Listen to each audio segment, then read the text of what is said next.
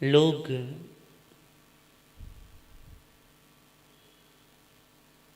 कुछ नया आरंभ करते हैं तो घड़ी, मुहूर्त, तिथि, चौघड़िया, वार, पता नहीं कितनी सारी चीज़ें देखते हैं कि भैया कोई शुभ दिन हो, कोई शुभ तिथि हो, कोई शुभ वार हो, कोई शुभ घड़ी, है ना। इन सारी चीज़ों पर ध्यान देते हैं कि शुभ दिन होगा, शुभ घड़ी होगी, शुभ अवसर होगा, तब हम अपना कार्य आरंभ करेंगे।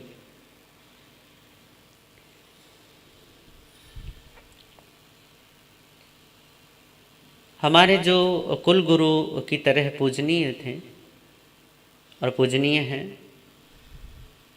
स्वर्गीय श्री जगत प्रसाद जी त्रिपाठी, उनसे अध्ययन करने का सौभाग्य मुझे भी मिला।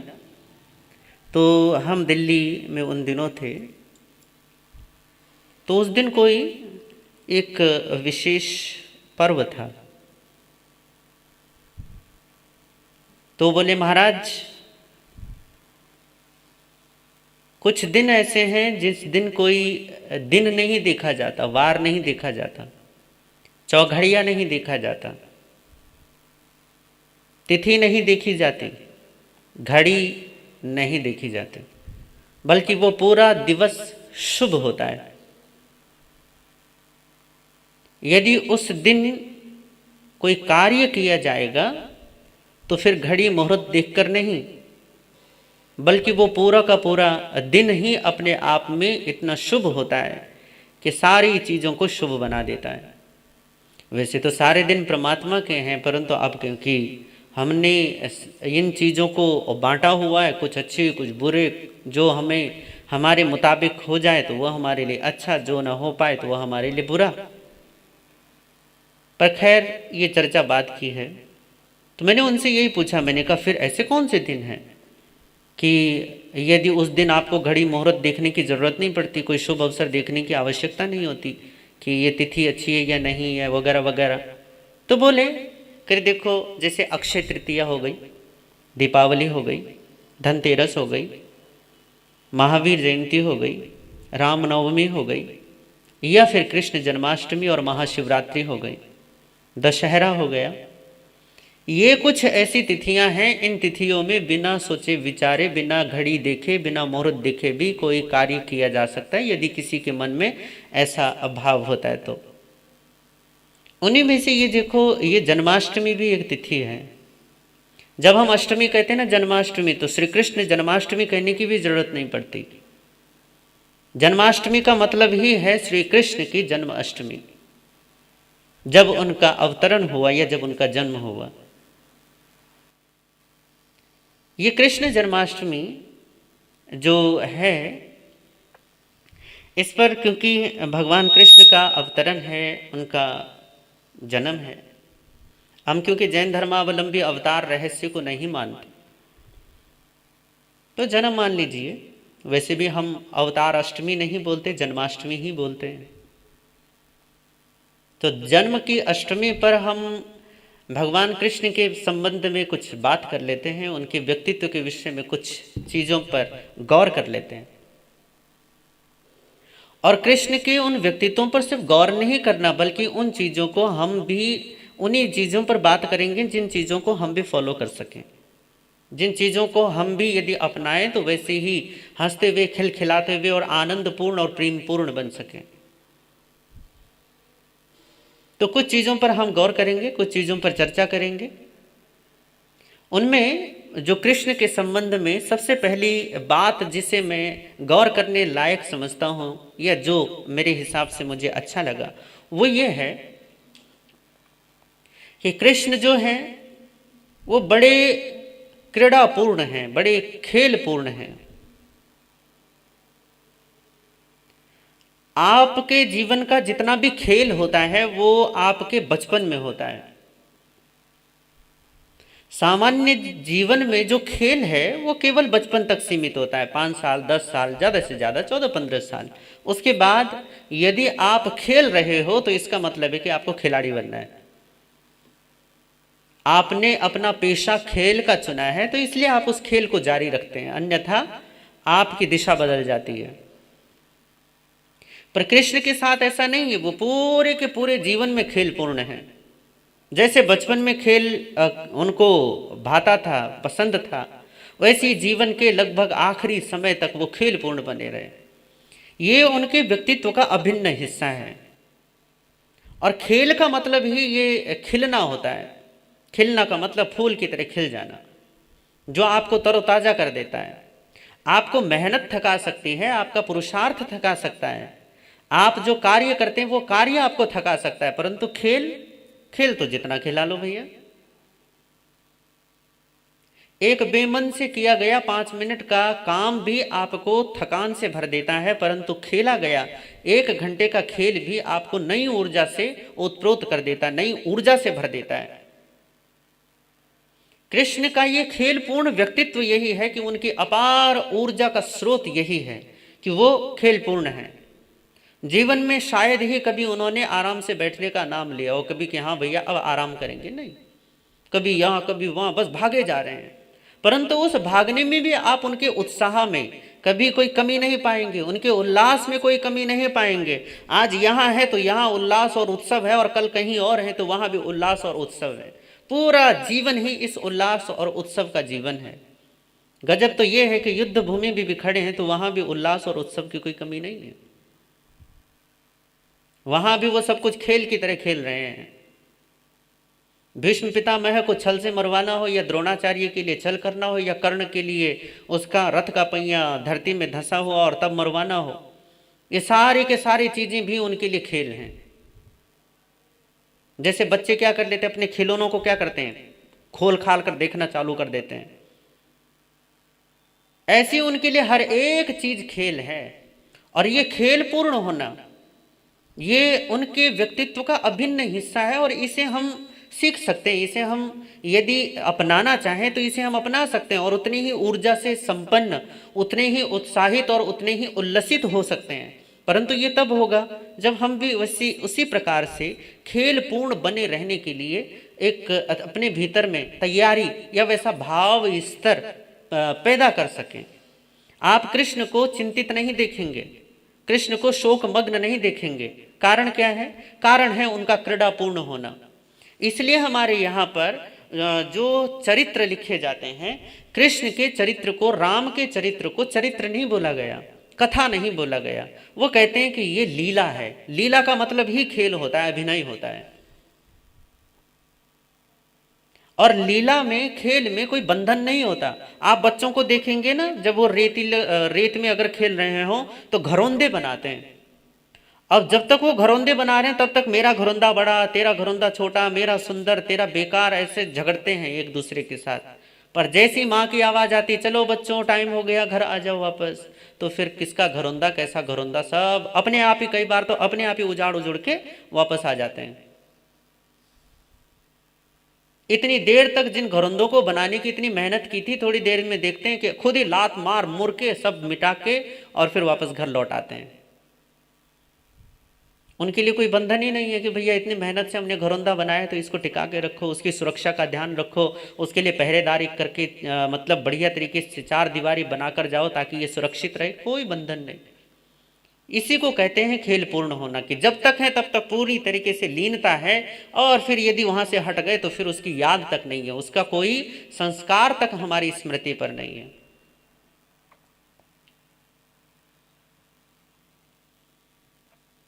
अब कृष्ण का जो बचपन है, उस बचपन में बहुत सारी चीजें ऐसी हैं जो हमें थोड़ी सी हजम नहीं होती, जैसे उनका मक्खन चोरी करना।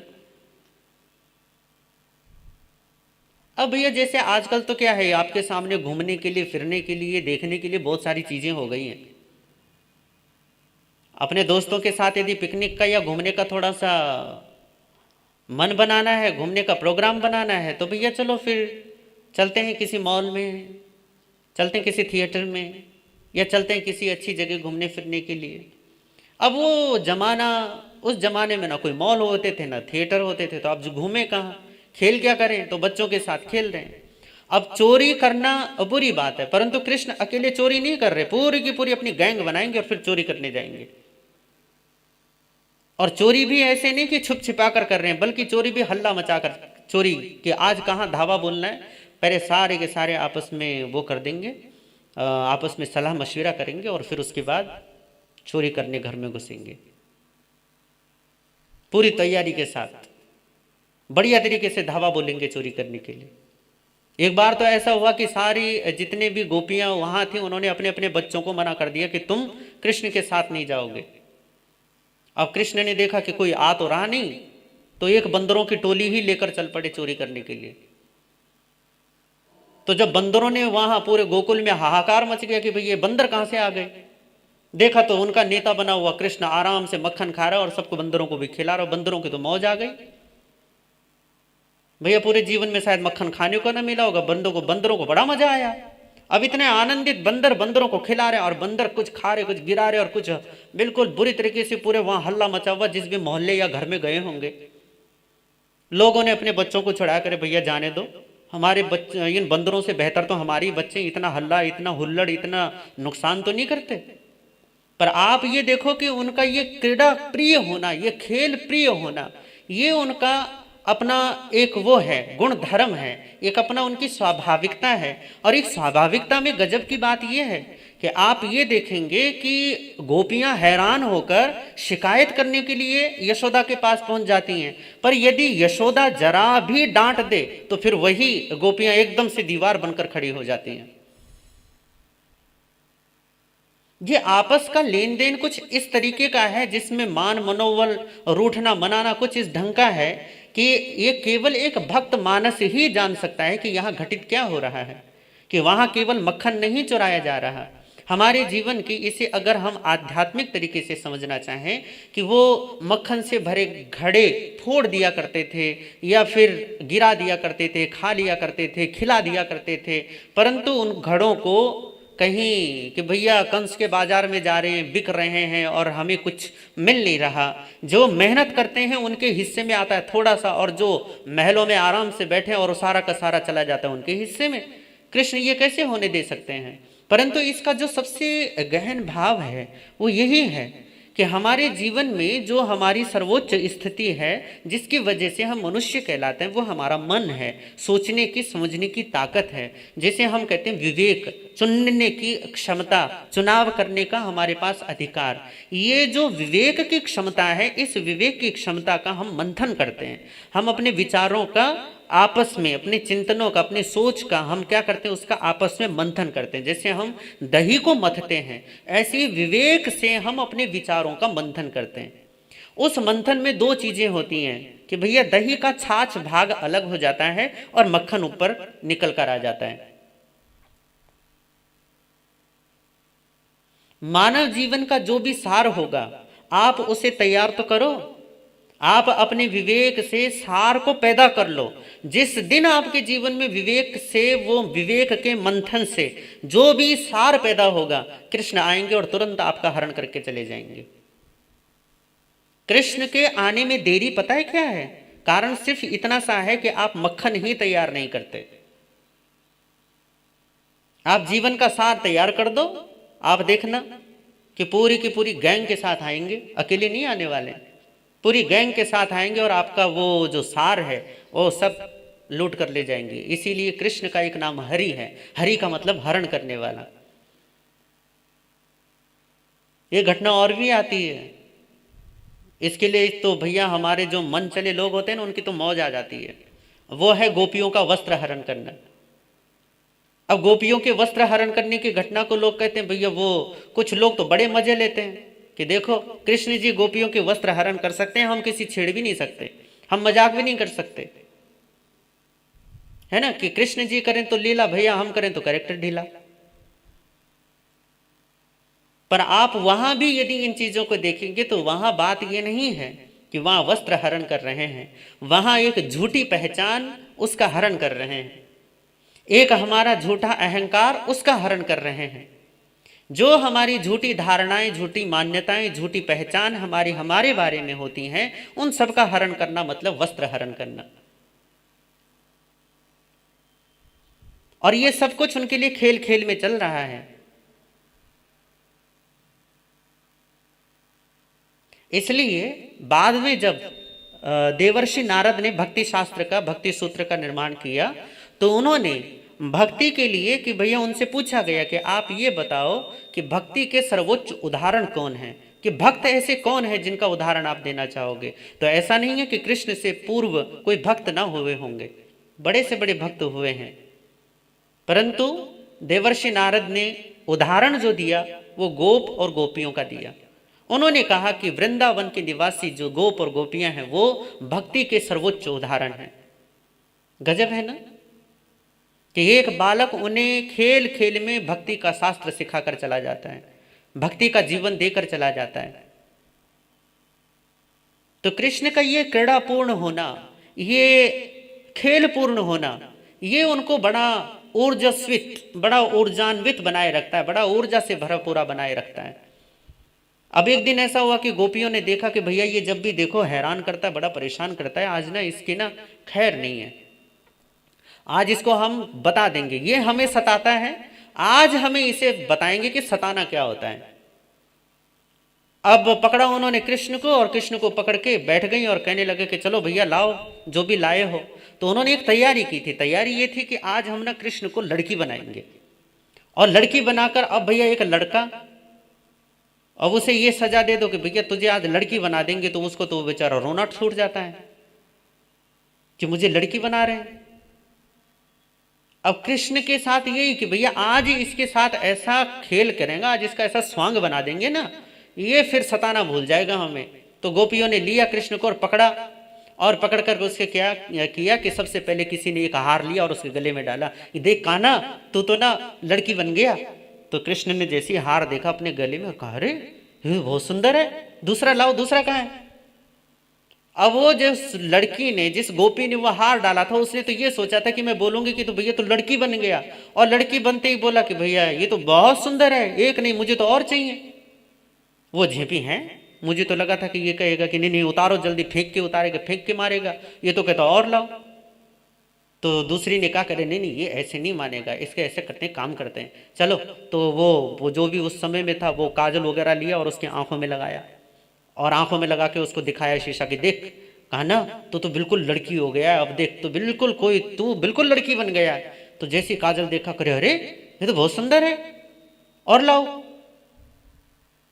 वो हाथों में वो जो अलत्ता लगाया जाता पाँव में लाल रंग का, वो भी लगाया गया, उसको लड़की के कपड़े पहनाए गए, हर एक चीज पूरा का पूरा लड़की का वेश पहना दिया गया। और फिर भी कृष्ण कह रहे हैं अरे मजे आ गए, इतना सुंदर, और खुद ही ठुमकते ठुमकते बाहर ही निकल गए।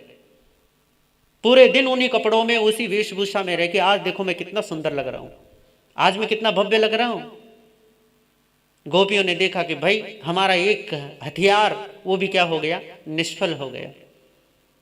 जीवन की सारी परिस्थितियों में, वो तो बच्चे हैं, पर फिर भी आगे आप भी देखेंगे कि आगे भी चाहे जीवन में परिस्थितियां कैसी भी क्यों ना रही हों, उन्होंने हर परिस्थिति में कोई भी खुशी का कोई तरीका क्या हो सकता है, प्रसन्नता का, उल्लास का, उत्सव मनाने का ढंग क्या हो सकता है, उसी को हमेशा से खोजा है। और ये तरीका हमें भी खोजना चाहिए।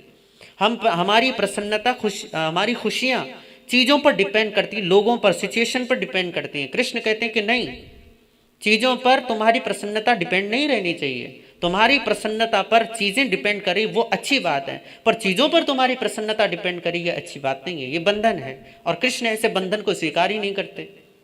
अब एक दिन क्या हुआ कि घर में कोई त्योहार का या ऐसी कोई बढ़िया दिन होगा, बड़ा दिन होगा, तो माँ यशोदा काम कर रही है और कान्हा है कि काम ही नहीं करने देते। कृष्ण है कि काम ही नहीं करने, ओ उधम मचाए रखे हैं घर में, कभी इधर कभी उधर, ले ले ये फेंक, वो उठा, ये पटक, ऐसे पूरे घर में हल्ला मचाया हुआ है। माता यशोदा बार बार पकड़ कर बिठा देती है, यहाँ बैठा रहे, यहाँ से हिलना मत। पर कृष्ण है कि मानते ही नहीं, माता का मुंह फेरती, फिर से धड़ाम धुड़ूम चालू, पूरे घर में हल्ला चालू, उधम। तो कृष्ण को देखा कि आज ही मान ही ना रहा, तो एक वो होती ओखली, तो सोचा कि चलो रस्सी ली और लिया कृष्ण को और बराबर में बिठाया और ओखली की तरफ, ओखली से वो रस्सी ली और ओखली से बांधना आरंभ किया। पर क्या हुआ कि जब ओखली की तरफ से लाए तो माता ने अंदाजा लगाया कि चलो इतनी रस्सी से काम चल जाएगा। तो जब वो लाए तो कृष्ण के बांधते समय क्या देखा कि रस्सी 2 अंगुल कम पड़ गई। तो माता ने सोचा कि अरे रस्सी तो कम पड़ गई, दूसरी रस्सी लाई और फिर अब वो घर के आंगन में फिर वो क्या किया, वो जोड़ी रस्सी, फिर से रस्सी को बांधा तो फिर देखा कि फिर से 2 अंगुल कम। फिर रस्सी लाई और रस्सी को जोड़ा और जोड़कर फिर बांधा, फिर देखा कि फिर 2 अंगुल कम। अब माता यशोदा बड़ी हैरान कि ये हो क्या रहा है, कि मैं हर बार रस्सी लाती हूँ, हर बार लगता है मुझे कि चलो 2 अंगुल ही तो रस्सी चाहिए, और रस्सी में लाती हूँ इतनी बड़ी, पर हर बार 2 अंगुल रस्सी कम पड़ जाते हैं। वो फिर से गई, फिर से रस्सी लाई, और फिर से गजब ये हुआ कि फिर से रस्सी को जोड़ने के बावजूद रस्सी फिर से 2 अंगुल कम पड़ गई। अब ये भागवत में कथा आती है कि माता ने ना हल्ला मचा दिया कि ये मतलब जो भी होता है कि बच्चे को डांटना फटकारना, और पूरे मोहल्ले में हल्ला सा मच गया। सारी गोपियां आई कि आज यशोदा इतनी तितर बितर क्यों हो रही है। करे अरे यशो क्या हुआ, करे ये देखो ये मुझे इसने ना हैरान कर रखा है, आज भी देखो इतना परेशान इसने मुझे कर दिया, इसने मेरे नाक में दम कर दिया, काम करने नहीं देता, कहता हूं थोड़ी देर के लिए आराम से बैठ जा, बैठने का नाम नहीं लेता है ये। तो गोपियों ने कहा करे अच्छा, करे पर कर क्या रही हो, करे बस बांध रही हो, बंध ही नहीं रहा है ये, पता नहीं क्या हो गया इसे, ये रस्सी हमेशा छोटी पड़ जाती है। तो क्या करे अच्छा हम देती हैं तुझे रस्सियां। तो वो जो गोपियां थी वो अपने घर में जो रस्सियां पड़ी थी वो पटक दी उन्होंने यशोदा के सामने कि ले क्या इससे बांध ले, और यशोदा ने वो रस्सी ली और उससे बांधा, तो फिर देखा कि 2 अंगुल छोटी, वो 2 अंगुल भरे ही नहीं, वो रस्सी बढ़े ही नहीं, बस चाहे कितनी भी बांध लो उसमें रस्सी, हर बार 2 अंगुल छोटे। तो आखिरकार रस्सी बांधते बांधते माता यशोदा परेशान, और एकदम से हाथ जोड़ के जैसे कहते हैं ना, मैं तो हो गई परेशान, हर हाथ जोड़ के कहती कान्हा तू समझता क्यों नहीं है, तू बंधता क्यों नहीं है, चक्कर क्या है ये, और हाथ जोड़ के आंख बंद करके यूं थक के जैसे बैठते ना ऐसे बैठ जाती हैं। और गजब ये हुआ, जैसी माता यशोदा आंख बंद करके बैठी और जब उन्होंने आंखें खोली और सामने कृष्ण को देखा तो कृष्ण मुस्कुरा रहे हैं और रस्सियों में बंधे हुए हैं, चारों तरफ रस्सियां बंधी हुई हैं। जो रस्सी अभी तक एक बार भी 2 अंगुल छोटी पड़ रही थी, अब देखा कि घेरे में रस्सियों के इतने घेरे घेरे घेरे रस्सियों में, और कृष्ण आराम से बैठकर मुस्कुरा रहे हैं।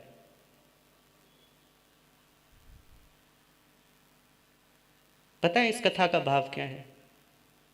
तुम कितनी ही कोशिशें कर लो, कितने ही पुरुषार्थ, कितने ही काम कर लो परमात्मा को बांधने के, वो हमेशा 2 अंगुल छोटे पड़ जाएंगे। तुम त्याग करो, तपस्या करो, स्वाध्याय करो, ध्यान करो, योग करो, जप करो, तप करो, यज्ञ करो, हवन करो, दान करो, कुछ भी कर लो, किन सारी चीजों को जब तुम परमात्मा के पास जाओगे और उसे बांधना चाहोगे तो 2 अंगुल ये रस्सी छोटी पड़ेगी, और फिर तुम हारते हो, अपना सरेंडर करते हो, और तभी परमात्मा को आप देखते हो कि वो तो बंध गया है। तुम्हारा समर्पण ही परमात्मा को बांधता है। परंतु यहां पर बात है केवल कृष्ण के खेल पूर्ण होने की। ये उनका खेल पूर्ण व्यक्तित्व हमारे लिए बड़ा उत्साह और बड़ा उल्लास देने वाला है। इसलिए आप ये देखेंगे कि इतने सारे भगवान हैं हिंदुस्तान में, बहुत सारे हैं। हमारे यहाँ भगवानों की कोई कमी नहीं है, कदम कदम पर आपको भगवान मिलेंगे। परंतु जितने उल्लसित, जितने आनंदपूर्ण, जितने वैभव से संपन्न भगवान कृष्ण है, ऐसा वैभव किसी के पास नहीं। उल्लास का, उत्सव का ऐसा वैभव किसी के पास नहीं है। हर एक परमात्मा की जितनी अभिव्यक्तियां, चाहे बुद्ध के रूप में, महावीर के रूप में, राम के रूप में, और शिव के रूप में, या किसी के भी रूप में, इन लोगों के रूप में जहां जहां आपको परमात्मा की अभिव्यक्ति दिखाई देती है, चाहे वो महापुरुष हो, महान संत हो, साधु लोग हों, उन सारे लोगों में, इन सारे महापुरुषों के बीच में कृष्ण अन्यतम है। क्यों? क्योंकि वैभव उनका अनंत है, उनका उल्लास अनंत है। इसलिए चाहे कितने भी हमारे यहाँ पर वर्णन आता है, भागवत में वर्णन आता है कि जब कृष्ण ने महारास की वो जो लीला, जब उन्होंने महारास रचा, तो उस महारास में रचे जाने के समय पर जब भगवान शिव ने देखा कि अरे महारास की रचना हो रही है, तो रास मंडल में पुरुष केवल कृष्ण है। अब रास मंडल में कोई दूसरा पुरुष नहीं आ सकता, ये ध्यान रखना। वहां कृष्ण के अलावा जितने भी होंगे, चाहे वो पुरुष भी यदि उसमें प्रवेश करेगा तो स्त्री के रूप में प्रवेश करेगा। तो वहां सारी स्त्रियां, और भगवान शिव क्या है, वो भी रासमंडल में जाना चाहते। तो कहते हैं कि भगवान शिव गोपी का वेश धारण करके आए और फिर रासमंडल में प्रवेश किया। कारण क्या है कि शिव भी स्वयं रासमंडल में प्रवेश करने के लिए इतने उत्सुक हैं, इतने उत्साहित हैं, इतने उल्लसित हैं कि स्त्री बनना तक पसंद करते हैं। कारण क्या है? कारण सिर्फ इतना है कि जैसा वैभव कृष्ण का है वैसा वैभव किसी का भी नहीं है। कृष्ण में सारा वैभव प्रकट है और ये प्रकट वैभव ही उन्हें सबसे अलग बनाता है, सबसे दिव्य बनाता है, सबसे भव्य बनाता है। जितनी साज सज्जा विष्णु की और कृष्ण की होती है ऐसी किसी की नहीं होती। तो ये कृष्ण जो है ये है जॉयफुल, आनंद से, उल्लास से, उत्सव से भरा हुआ व्यक्ति। और ये कहीं भी जाएगा, कहीं भी आप उसे उत्सव से खाली नहीं देखेंगे, आप उसे खेल से खाली नहीं देखेंगे। गंभीर से गंभीर वार्ता भी चल रही होगी तो भी वो गंभीर से गंभीर वार्ता भी इस ढंग से कर रहे होंगे कि आदमी को उसमें गंभीरता महसूस ही नहीं होगी। गंभीरता एक तनाव सा, एक भारीपन सा, एक बोझिलपना सा पूरे वातावरण में फैला देता है। परंतु जहां कृष्ण है वहां बोझिलपन टिक नहीं सकता, वहां तनाव रह ही नहीं सकता, वहां भारीपन टिकेगा ही नहीं। कारण क्या है? कारण सिर्फ कृष्ण की उपस्थिति है। क्यों? क्योंकि कृष्ण क्रीडापूर्ण है, खेलपूर्ण है, आनंदपूर्ण है, उल्लासपूर्ण है। कृष्ण का मतलब ही उल्लास है। अब ये उल्लास जहां रहेगा वहां तनाव कैसे रहेगा, वहां उदासी और निराशा कैसे रहेगी? नहीं रह सकते। कृष्ण की उपस्थिति मात्र, जैसे सूर्य की उपस्थिति मात्र में अंधकार नष्ट हो जाता है, ऐसे ही कृष्ण की उपस्थिति मात्र में ही सारा का सारा अंधेरा, वो निराशा का, उदासी का, वो सारी की सारी जो हम अपने भीतर में तनाव और भारीपन पालते हैं, वो सारा अंधेरा नष्ट हो जाता है केवल और केवल कृष्ण की उपस्थिति में। तो ये क्रीडापूर्ण होना, ये कृष्ण का वो सबसे महत्वपूर्ण अंग जो मुझे लगता है ये है। एक और चीज जो हमें कृष्ण के व्यक्तित्व से सीखनी चाहिए, जाननी चाहिए, और सीखने से ज्यादा है कि जानना चाहिए, और जानने से ज्यादा होना चाहिए। क्योंकि आप जितने ज्यादा आनंदपूर्ण, उल्लासपूर्ण होंगे, आप देखेंगे कि आप अपने आप को कृष्ण कॉन्शियसनेस से उतनी ही ज्यादा भरा पूरा पाएंगे। इसे कृष्ण चेतना कहते हैं। कृष्ण चेतना को पाने का एक ही उपाय है कृष्ण चेतना के जैसा हो जाना। और इस होने का उपाय यही है कि भैया ये जो चीजें हैं भागवतम में, गीता में जो उपाय, जो तरीके, जो रास्ते बताए हैं, उन रास्तों को देखो, चलो थोड़ा सा, और देखोगे कि आपके जीवन में कृष्ण चेतना प्रकट होने आरंभ हो गई है। दूसरा है सर्व समावेशी होना, सर्वत्र अपने आप की विद्यमानता होना। सर्व समावेशी हैं। आप बाहर से देखने में कुछ ऐसा लग सकता है कि भैया ये कृष्ण पांडवों के साथ बैठे हुए और दुर्योधनों के विपक्ष में, कौरवों के विपक्ष में जाकर बैठ गए। पर गजब की बात यह है कि ऐसा नहीं है। आप कृष्ण के जीवन में अनेक अवसर ऐसे पाएंगे, अनेक अवसर, आप केवल एक दो अवसर ऐसे पाएंगे जब आपको कृष्ण पांडवों के पक्ष में दिखाई देंगे। पर अनेक अवसर ऐसे दिखाई देंगे जहां आपको वो सर्वत्र दिखाई देंगे एक समान। और वो चुनाव का अवसर देते हैं। चुनाव का अवसर पांडवों को भी उसी तरीके से देंगे और कौरवों को भी उसी तरीके से देंगे। अब जैसे कृष्ण के पास अर्जुन और दुर्योधन दोनों जाते हैं ना, ये कथा तो बहुत लंबी है क्योंकि इस कथा पर बहुत सारी बातें कही जा सकती हैं। इस कथा का भाव बहुत गहरा है। पर बात यह है कि आज थोड़ी से हम इसको हल्के में लेते हैं, थोड़ी सूचना के तौर पर, कि अर्जुन और दुर्योधन जब कृष्ण के पास उनकी सहायता के लिए जाते हैं तो गजब की बात यह कि दोनों के पास ही चुनाव का वो है अवसर। कृष्ण एक समान अर्जुन से भी पूछते हैं और दुर्योधन से भी पूछते हैं कि क्या चाहिए, क्यों आए हो? तो दोनों कहते हैं कि सहायता चाहिए आपकी। तो कहा ठीक है।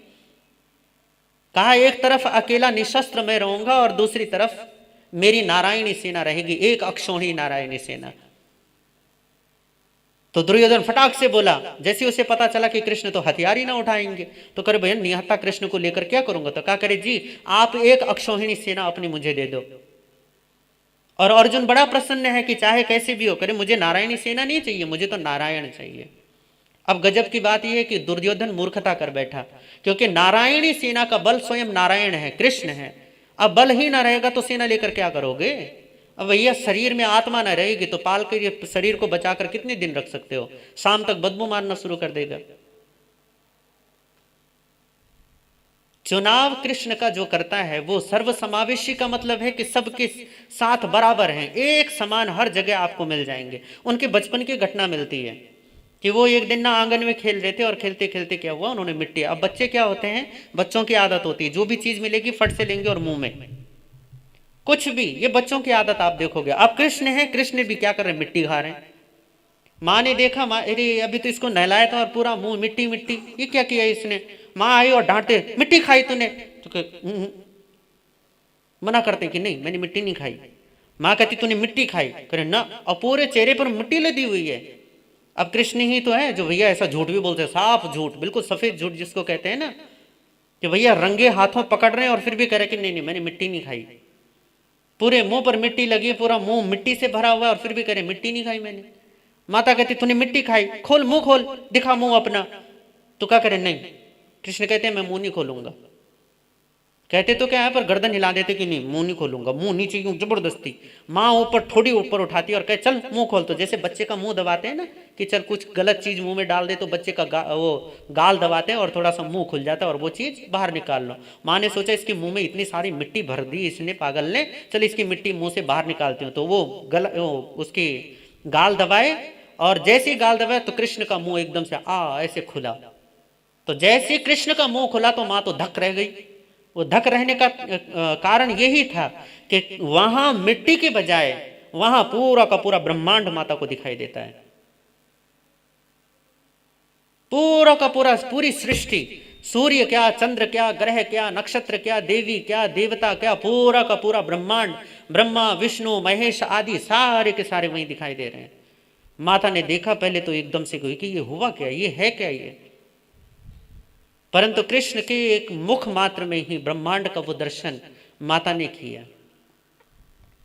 यही बात बाद में वो उन्होंने अपने विराट रूप के रूप में, विराट दर्शन के रूप में अर्जुन के सामने भी प्रकट किया। बचपन में माँ के सामने हो या फिर कुरुक्षेत्र के मैदान में अपना विराट दर्शन के रूप में हो, कृष्ण यही बतलाते हैं कि मैं सब में हूं और सब मुझ में है। तो कोई यदि ये सोचता है कि कृष्ण आज से 5000 साल या इससे पुरानी कोई बात है, कोई घटना है, तो भूल जाओ, क्योंकि कृष्ण गीता में कहकर जा चुके हैं कि मैं सब में हूं और सब मुझ में है। तो इसका मतलब है कि मैं सब समयों में विद्यमान हूं, मैं काल से परे की चीज हूं। समय के किसी सीमा में, समय के किसी बंधन में मुझे मत खोजना, समय के कालखंड में मुझे मत देखने की कोशिश करना। तुम जहां हो वहीं कृष्ण होने की कोशिश करना और तुम देखोगे कि मुझे पालोगे।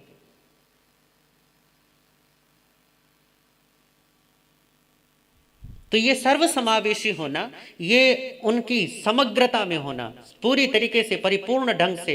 इसलिए कृष्ण गीता में कहते हैं कि जो पंडित कौन है, विद्वान कौन है, ज्ञानी कौन है मेरा भक्त। तो वो कहते हैं कि वही ज्ञानी है, वही मेरा भक्त है, वही पंडित है, वही विद्वान है। करे कौन, करे जो कुत्ते में भी मुझे देखता है, जो हाथी में भी मुझे देखता है, जो पंडित विद्वान में भी मुझे देखता है, शूद्र में भी मुझे देखता है, जो सर्वत्र समदर्शन होकर केवल एकमात्र मुझे ही देखता है, मेरे ही रूपों को देखता है, वही ज्ञानी है, वही भक्त है। और ये सर्वसमावेशिता कृष्ण का अपना अभिन्न स्वभाव है। सर्वत्र सर्व जगह एक समान उपस्थित होना, ये कृष्ण का स्वभाव है। तो कृष्ण को व्यक्ति समझने की भूल ना करें। हाँ ठीक है, हम जब जैन दर्शन के हिसाब से कृष्ण के व्यक्तित्व पर बात करेंगे तब वो अलग ढंग से बात करेंगे। पर यहाँ पर क्योंकि कृष्ण जन्माष्टमी हम वैदिक रीति से मनाते हैं, तो वहाँ कृष्ण का व्यक्तित्व अगर हो सकता है परिपूर्ण से, तो केवल और केवल भागवतम ही हो सकता है, उससे कम कृष्ण का अस्तित्व नहीं हो सकता। और भागवतम का मतलब है कृष्ण का रहस्यपूर्ण वर्णन। घटना आपके सामने प्रस्तुत कर देंगे, फिर उसको डिकोड करना आपका काम है। और वो डिकोड करके तब आप जब उस कथा का सार ग्रहण करते हैं, उस कथा को खोलते हैं, जब उसका रहस्य प्रकट होता है, तब आपको पता चलता है कि अरे, जैसे माता के सामने मुख खोलना, ब्रह्मांड का दर्शन अपने मुख में करवाना हो, या फिर वो रस्सियों से माँ के हाथों से ना बंधना हो, इन सारी घटनाओं के पीछे कोई ना कोई आपको रहस्य प्राप्त होगा। तो कृष्ण जन्माष्टमी पे दो चीज़ों पर हमने बात की, कल भी हम थोड़ी सी और बात करेंगे, पर आज इतना ही कि उत्सव पूर्ण होना, उल्लास पूर्ण होना, हल्के होना, ये कृष्ण चेतना का लक्षण है। दूसरा कृष्ण चेतना का लक्षण है सर्वसमावेशी होना। भगवान महावीर इसे कहते हैं कि सर्वभूतों में अपने को देखना और अपने में सर्वभूतों को देखना। यह सर्वसमावेशिता भी कृष्ण चेतना का लक्षण है, कृष्ण चेतना का गुण है। अगर आप इन गुणों को समझते हैं तो आप इन गुणों को होने की, जीने की कोशिश करें। यदि ऐसा होता है तो आप देखेंगे कि कृष्ण आपके लिए 5000 साल पुरानी बात नहीं है, वो आपके लिए वर्तमान है, आज भी हैं, अभी की बात है। इन्हीं भावनाओं के साथ ओम शांति।